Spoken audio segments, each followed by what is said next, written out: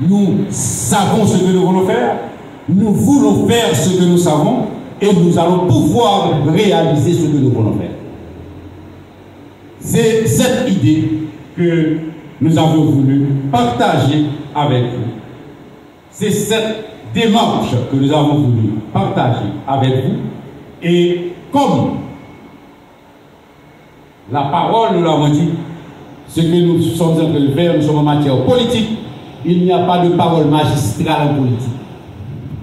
Quand nous sommes en politique, la parole est un instrument de débat. Et c'est pourquoi il a été prévu que vous aussi, avec nous, que vous ayez la parole à un moment précis, parce que nous apprécierions pouvoir vous écouter, vous aussi, dans votre compréhension, dans votre appréciation du problème haïtien. Mais le maître mot que je vous adresse à chacun de vous ici, je vous invite, Alliance 2024 vous invite à vous engager. Alliance 2024 vous invite à vous engager. Situation, une opportunité pour ouvrir la porte à l'université. Et à ce moment-là, il ne s'agit pas seulement de désigner un membre comme les partis prenants l'ont fait. Nous allons demander à l'université de se mettre d'accord pour être présent au niveau de ce collège présidentiel, mais que nous ayons l'engagement de l'université, l'engagement des professeurs, l'engagement des étudiants qui vont travailler sur des politiques publiques qui constitueront l'engagement de ce conseil présidentiel avec le reste de la société. L'université doit ça au pays. L'université doit ça à la population. L'université doit ça à tous nos analphabètes parce que nous avons été à l'école pour que eux, ils n'aillent pas. Nous avons été à l'école parce qu'ils ne sont pas allés. Et la seule façon que nous avons de leur retourner l'appareil, c'est de participer à la construction, à la régénération et à l'amélioration d'une gouvernance réelle qui remet le pays sur les rails. Voici ce qui motive Alliance 2024 dans le choix de ce comité présidentiel de 3 membres. Nous disons la Cour de cassation de la République choisit un membre, le secteur politique choisit un membre et l'université désigne un membre, mais tout sur le socle de l'université qui va constituer le rempart. Je pense que c'est là une réponse que nous allons apporter. Il y a crise. La crise d'ailleurs, qu'est-ce qu'elle est? Il y a crise dans une société lorsque les élites sont dépassées. Lorsque les élites sont dans l'incapacité d'apporter des solutions aux problèmes. Il y a crise dans une société dès lors que les élites ne peuvent pas apporter des réponses aux problèmes de la société. Et là où il y a le savoir, là où la connaissance réside, là où les compétences résident, c'est le lieu de l'université. Je sais par expérience que depuis 1987, on a pris toutes les précautions du monde pour empêcher que Haïti fasse l'objet d'un débat. On a pris toutes les précautions pour empêcher qu'il y ait un débat autour du problème haïtien. Je sais de quoi je parle. Et nous supportons le 3e secteur qui est l'université. Les universités d'Haïti choisissent un membre qui représente le savoir et les connaissances au niveau de ce conseil d'administration. Nous avons choisi l'université parce que nous avons beaucoup d'options sur la table qui envisagent de remplacer le conseil présidentiel de transition. Et même ceux qui occupent des espaces de pouvoir, qui ont désigné des membres au niveau du conseil présidentiel, ils envisagent eux aussi le pouvoir au remplacement de leurs membres. C'est de la plaisanterie. On ne peut pas leur accorder ce prix. Non, on ne peut pas leur accorder ce prix. Qu'est-ce qu'ils ont fait pour mériter ce prix? Qu'est-ce que nous avons à accomplir?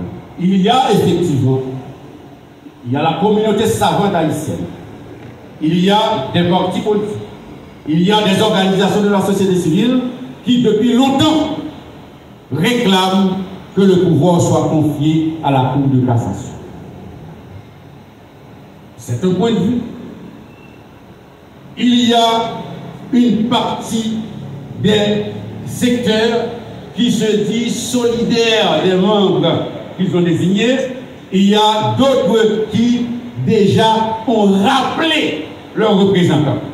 Donc c'est une structure qui ne peut pas vivre. C'est une structure qui ne peut plus vivre. C'est une structure. Le Conseil présidentiel de transition est frappé de caducité.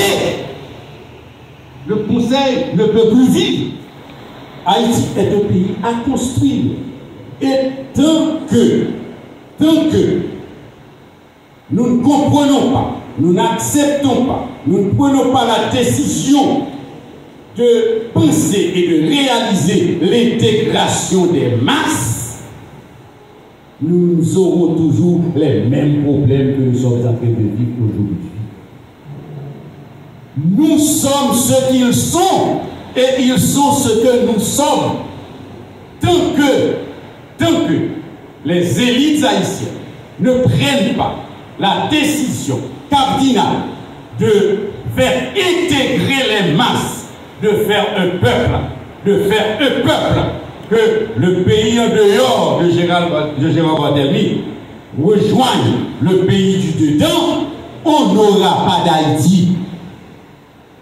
Parce que les ruraux, parce que vous ne leur avez rien offert, les ruraux, ils viendront toujours nous rejoindre en ville parce qu'ils viendront chercher ce que nous avons et que nous ne leur donnons pas. Nous ne pas l'hôpital, nous ne pas l'école, nous ne pas la lumière, nous ne pas le courant, nous ne pas Internet. Il y a des gens qui viennent chercher et les descendants y a prêté. Et les apprêtés, nous ne pas travailler pour nous, il y a des âmes, il y a crasé nous. Regardons-nous dans le miroir de notre conscience. Il n'y a pas de faux semblant. La réalité est devant nous. Nous l'avons construite. Elle est nôtre. Nous devons l'assumer. Cette réalité est nôtre. C'est nous qui avons construit le monstre. Il ne s'agit pas, il ne suffit pas de détruire le monstre. Parce que ce que nous avons devant nous là, les bandits, les gangs, c'est une représentation du monstre. Mais le monstre est derrière la représentation. Et il faut aller derrière le monstre. Et à ce moment-là, nous allons nous attaquer à la racine du problème. Comprendre que quelque part, nous avons manqué à notre... C'est ce que nous sommes en train de construire comme cadre de pensée à l'intérieur de l'Alliance fédérale.